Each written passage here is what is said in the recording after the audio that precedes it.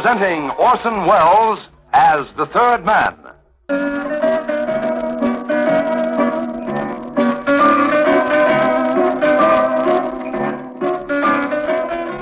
The Lives of Harry Lime. The fabulous stories of the immortal character, originally created in the motion picture The Third Man, with zither music by Anton Karas.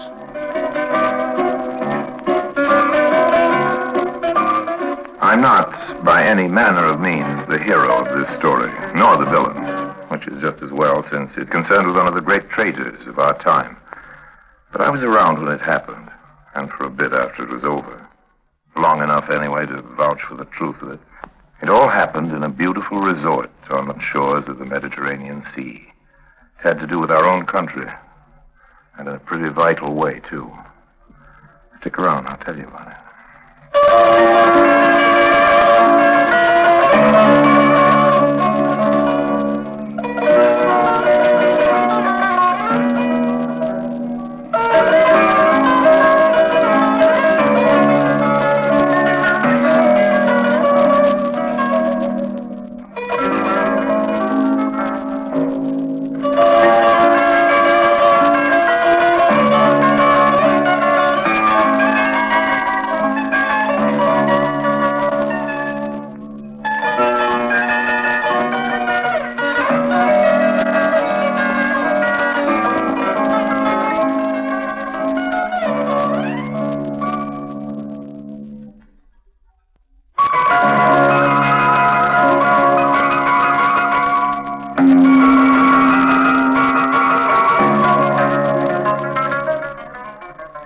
Started in the casino, or rather on the terrace that leads off it.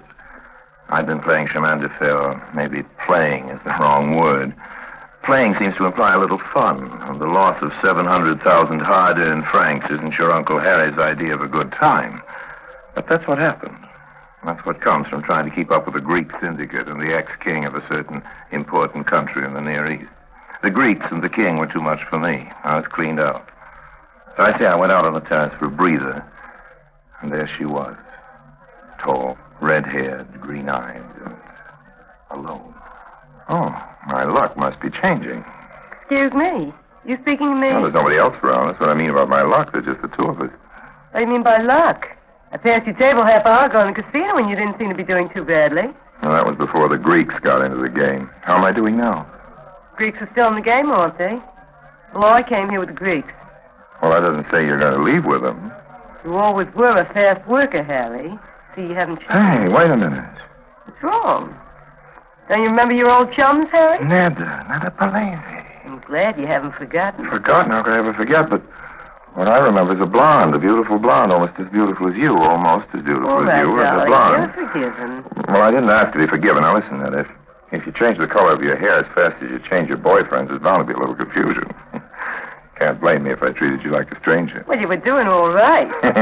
Shall we pick up where we left off? Yeah, just now, in 46, in Biarritz, I think it was. All right, just now. What would you be doing now if you hadn't recognized me? I would have been kissing you. Oh, that's what you think. Look, honey, I've got a speedboat down at the dock. It's waiting to take me to my yacht. Want to come for a little spin? Your yacht? Well, not exactly mine. But I'm very much in residence. That's the right expression. Whose is it? Enrico de Saz. Oh, yeah, the karaoke. I've been in residence myself. Yes, I dare say. But just now, Enrico's off to Paris, and I've got the run of the boat. Oh, it's very enticing, darling, but I mustn't forget the gentleman who brought The Greeks? Yeah. They might come bearing gifts. What have they got that I haven't got? Don't answer that. I know. Money. Clever boy. How'd you guess? Wait a minute. Wait. What else is there for me to do? No, seriously, Harry, there's something I want to talk to you about. Well? You're probably the only man I could tell this. Okay, honey, okay. What's worrying you? Well, I know I sound like a crook in a comic book. It's got something to do with the security of our country, Harry. With atom bombs and things like that. Is this on the level? Yeah. Yes, you aren't kidding. I can see that. Well, come on, let's go somewhere where we can talk. Yeah, but where? What are you grinning about? I'm just going to say. Yeah? Well, there's always the yacht. Oh, you're hopeless. All right, come on, let's go.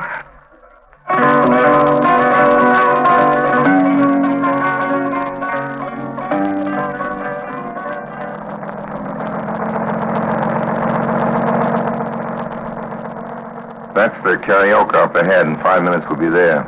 What's going to happen with the Greeks? No, I don't care. You don't care? Why? Is that my fatal charm or the atom bomb? You'll stop joking, darling, when you hear what I gotta say. Well, why don't you start? All right, I will. You know somebody called, Fodor? Korda? Oh, yes. He's the one who has that big villa on the Cap, the Hungarian, about 70 years old, bald, gray eyes, amateur oceanologist. There's a big aquarium. Used to be an investment bank or something like that. They seldom goes out. Is that the one? That's the one. What's wrong with Mr. Fodor? Is he some kind of international spy? Well, I'm staying in his villa as a house guest. Oh, and what about the Greeks? The Greeks just took me to dinner. Oh. Dr. Fodor has a cold. Doctor? I didn't know he was a doctor. It's just a title. Lots of Middle Europeans are doctors. It doesn't mean they practice medicine. Okay, and so you're his house guest. Well, isn't that nice for you, Netta? And Dr. Fodor is what is technically described as loaded. Now, what's on the agenda? Marriage? Oh, don't be silly. He's too old. Well, nobody with more than $20 million in his stocking is ever too old. Well, if you put it that way, I agree with you. As a matter of fact, I think he's planning to adopt me. Now, you stop laughing, Harry. It's true. Taking a shine at me, and the whole thing's more or less on the up and up. More or less. Well, yeah, of course, more or less. But, I'm playing it straight. He's lonely, you know. His own daughter was killed in a train wreck 10 years ago, and, well, I've sort of taken her place. Perfect. Can't see anything wrong with that. Don't tell me after all the capers you've poured in your time, that's what you've got in your conscience. We weren't talking about my conscience. It was you that brought it up. Huh? Yeah, that's true. Well, here we are.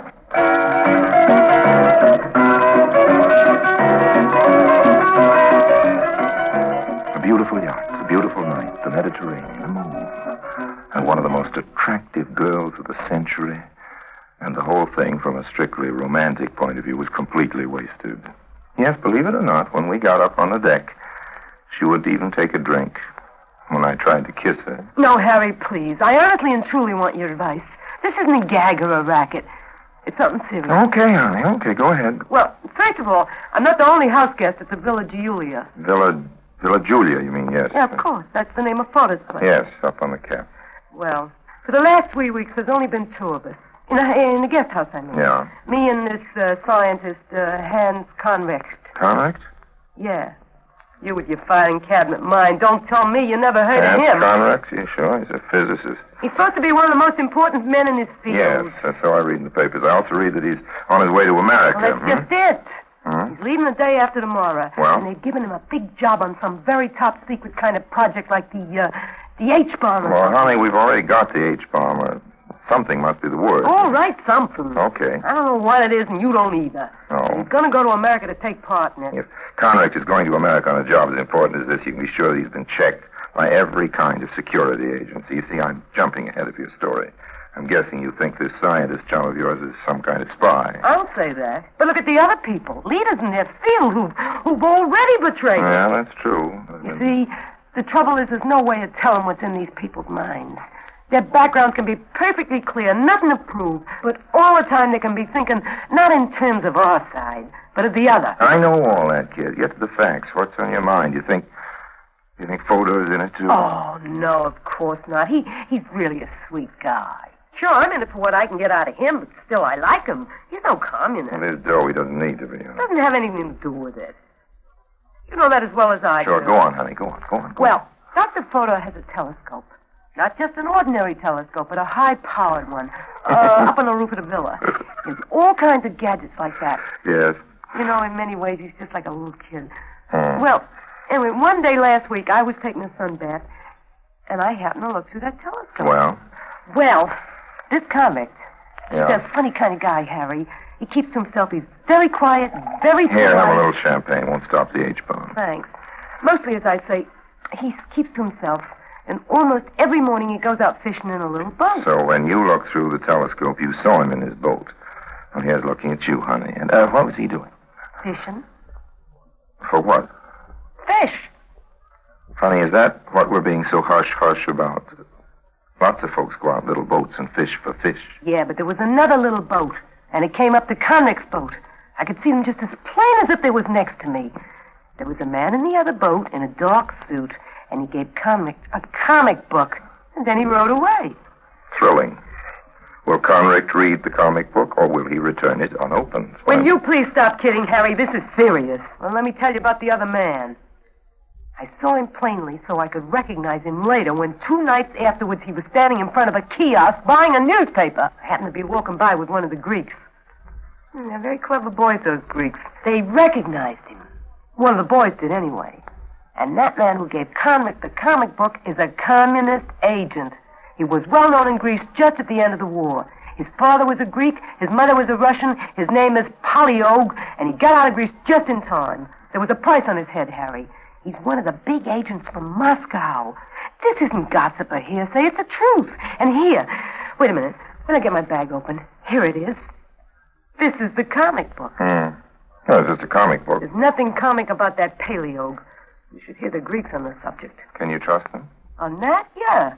Okay, honey, you've convinced me. I'm signing on. Tomorrow, you take me over to the Villa Julia and introduce me to Dr. Fodor, and then... He's my pigeon. Leave him alone. If you want me to help on l'affaire Conrict, that's the only way. Don't worry, I won't try to persuade Fodor to adopt me. I just want to get next to Conrict, and then we'll see. Well, you haven't got much time. Remember, he's leaving day after tomorrow for America. I remember. Well, all I can do is try. Finish off the champagne, honey. Why? Because it's good champagne. I'd hate to see it stand there and get warm. There's nothing we can do tonight. They raise your head. You said that before. I'm under your chicks, Mr. Long. That's good, honey. It'll save us a lot of time.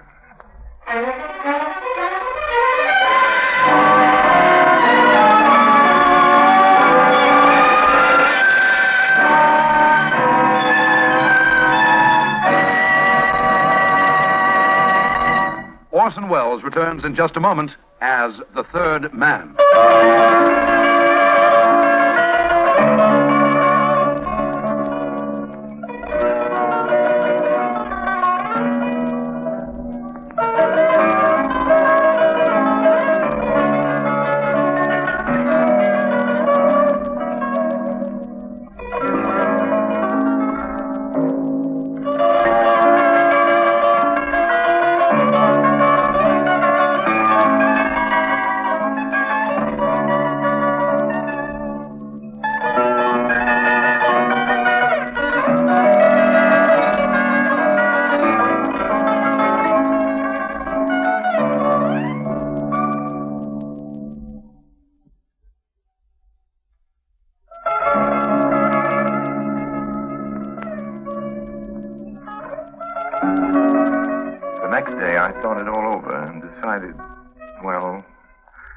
I decided Neda's story at least deserved looking into. Yeah, who is it? What it matters who is. He's knocking on door, so you open. Well, I'm certainly not opening the door till I know who it is. This is Pavel Ivanovich Dorsky, Vice Commissar of Keyholes. Oh, stop your kidding. Who is it? Oh, it's you. Well, don't sound so let down about it. Would you rather have the commissar? I can go and rent myself some whiskers. Might not be a bad idea at that. Come on in. Mr. Fodor wouldn't like it if he knew I had gentlemen visitors. What's the idea of the comedy accent? Comedy? Well, I hope your friend the professor doesn't laugh at it. It's the only Russian accent I've got. You mean you're going to try to use it on Convict? But that won't work. He doesn't even know That's just it. He doesn't know me. That's my only hope. So he buys you as a Russian and a communist agent? I guess that's your plan, but then what? What do you accomplish? Well, that, honey, is something I couldn't tell you, but at least we'll be further along than we are now. I know. You're just doing it to test me, to see if there's any truth. Can you blame me? The whole thing would be just in your mind, after all. Well, if that's all you think of what I've told you, if you're only treating it as a joke... Honey, if you know of a better detective, hire him. You won't hurt my feelings. Oh, Harry. Now you're the one that's getting sore. I know what. What? Let's kiss and make up. Oh, Harry. Harry, what? Nothing. You're forgiven. Come on. Let's make up again. Neda told me that both of the boats, Conrict's and the other that went out to meet him, had flown a striped jersey as a sort of flag on the masthead. Well, obviously, that was the agreed-upon identification, so I got myself a striped jersey of my own, chartered myself a little sailboat, and started cruising up and down in front of the Villa Julia and hoping. Oh, yes, I forgot to mention the comic book. Neda had comped the professors out of his room, so I went and got 2 more comic books just like it. And I tore my 2 comic books in exactly the same way. And then when Neda put one of these back in the professor's room, of course, now he had a comic book, the torn place of which would match my comic book and nobody else's. Well, The jersey on the mast finally worked, and out came Convict in his own boat flying his own jersey. He looked fairly startled when he saw me. Not that he knew me as Harry Lime, because he didn't know Harry Lime, but I was somebody new in the striped jersey and torn comic book line, and the professor, for all his brilliance in his own field, was a little slow thinking in the spy department. But where is the other? The other what? That was me, of course, in my best Russian accent. You speak of my colleague, the one that's been meeting you here in the water before? Yes, I don't know his name, of course. Ivan is traitor. What? You heard me. He's a traitor. You know what that means? But certainly. You mean he has betrayed the revolution? Was he in the pay of the Americans? Yes. If he tries to communicate with you again, you must refuse to see him or to talk. This is orders.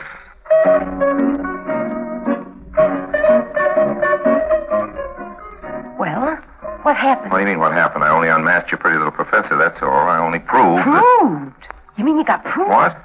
Well, if you got proof, there's nothing more to worry about. We just take the proof. Yeah, proof. What's wrong? I forgot. You forgot what? That proving something to my satisfaction isn't the same as... Harry? Yeah.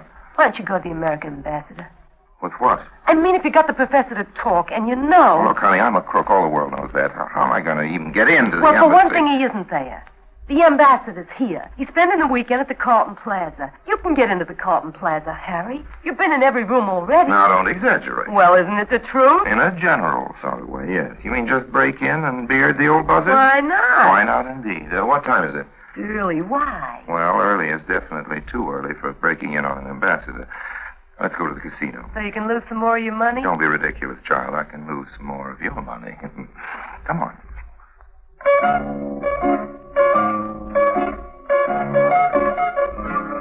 About 2 hours later, I climbed up the side of the hotel, let myself into the ambassador's room.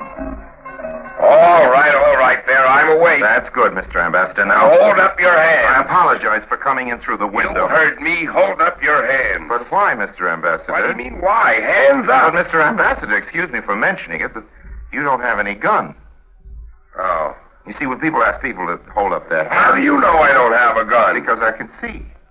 Oh. Well, the explanation's quite simple, Mr. Ambassador. Well, I've been anyway. crawling up from one balcony to another in the darkness, so my eyes are accustomed All to...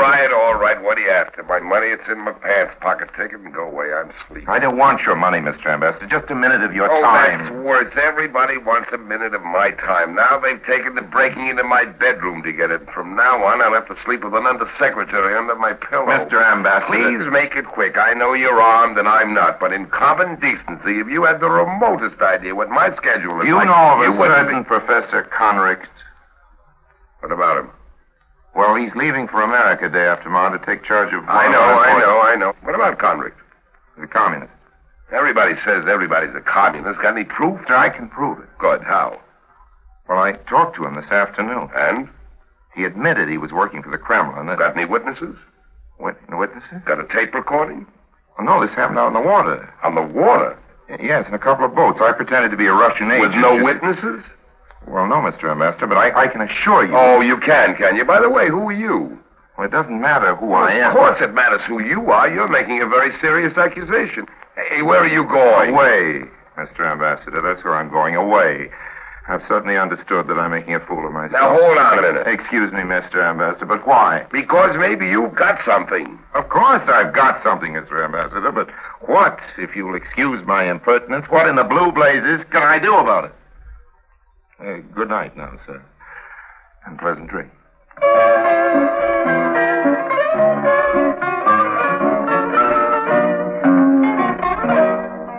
Well, I've been to see my ambassador, honey. He's mine, too. Well, you can keep him. You mean he didn't believe you? No, and I can't say I blame him at that. Anyway, he told me to go ahead and see what I could do. Sort of indicated that. Nobody'd stop me, he said. Nice of him, wasn't it? Very. And Conrict leaves for America tomorrow night. You got less than 24 hours to do it in. Do what? Pass a miracle? See, the whole trouble is I'm who I am. It's just my word, that's all. My word is all I've got to offer, and that isn't worth a Confederate nickel with a hole in it in the black market. Where you going? Down to the boat dock. You mean you got another meeting with... Yeah, at high noon. Got to see a man about a bomb.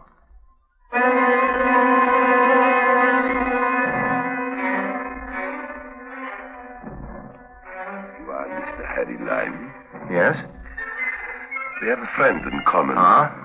Through this friend, I have come into possession of some very startling information. Oh? Do I need to explain myself any further? Well, yes, old man, just a little bit further. What's the information? Who's the mutual friend, and who are you? The friend is Neda. The information, Mr. Lime, has to do with treachery. Treachery of the most terrible sort. I am Dr. Fodor. Oh, I see. Do you mean Neda's been talking to you about... She is a delightful child, our Neda, but if she has a She doesn't know how to keep her trap shut. Well, Mr. Lime, you see, she trusts me. She began to feel that there was nothing effective that you could accomplish, so she turned to me. And spilled the whole pot of beans. Okay, what happens now?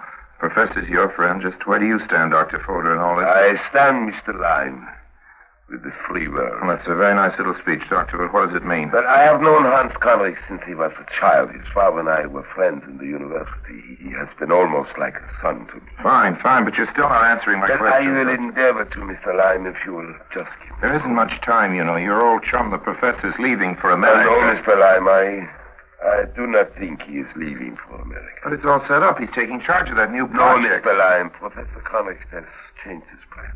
You still aren't telling me anything. What does that mean? He has please? resigned his post, or what amounts to that. He is not leaving my house. But how can you be sure? How can you speak for him? I was like his father. Certainly, I loved him like a son. Yes, and I think he loved me. And now?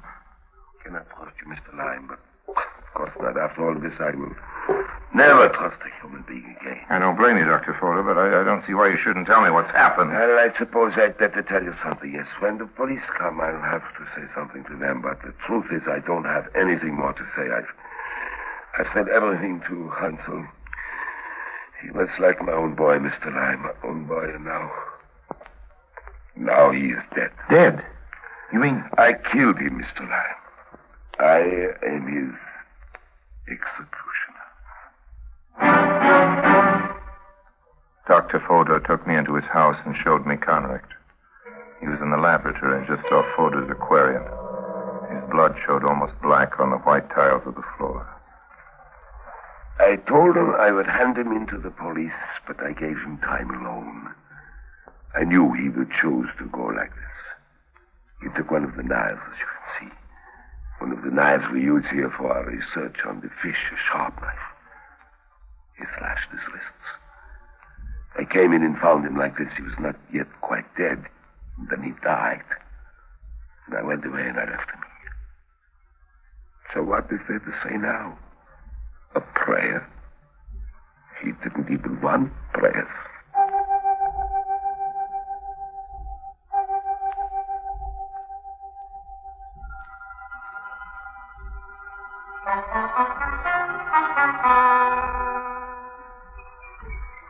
What's happened? I was away at the casino, and just now I got back, and the butler told Yes, me... what did the butler tell you? Something awful had happened. The butler hasn't told you half of it, Netta. At least I hope he hasn't. Anyway, there's one less traitor in the world. And you're the one that did it, Harry, to the professor. Well, not exactly, but you might say I was around at the time. And now what? What do we do? What do we do? Why, what does anybody do nowadays? We just go on the way we're going and hope.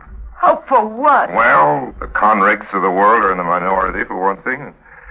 There's just a few of them and lots of the rest of us. What do you mean by the rest of us? I'm not too sure. I can't say it, kid. I'm sorry. It just won't come out in words that don't sound like wilted oratory on a late afternoon on the 4th of July. When I get corny, real corny, I know about it in advance, and now I feel it coming on, so I figure we better get out of here and go down to the casino. But I've just come from there.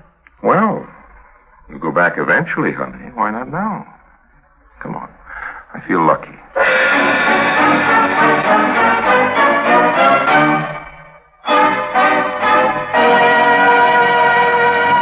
Harry Lime returns in just a moment.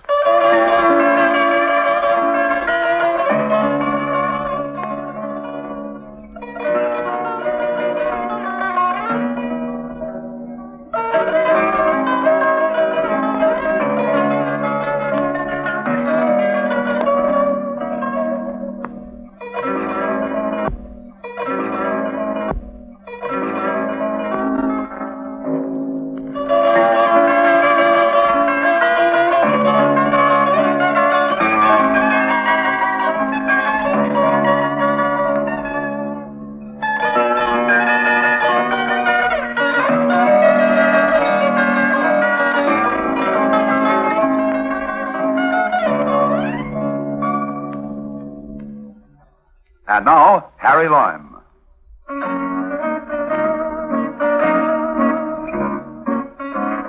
Last week, I ran into Netta again.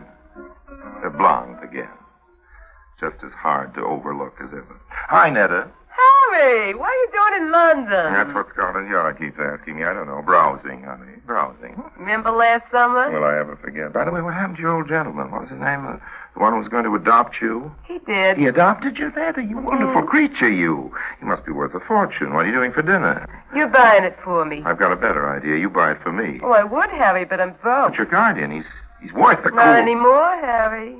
He's dead. Oh, I'm sorry to hear that. He was a nice old guardian. What happened to that 40 or 50 million potatoes? He left the whole thing to a foundation. What's that? Come on. I know a nice, cheap little place where we can eat Dutch treat, honey. Dutch treat, that is. And you find another guardian.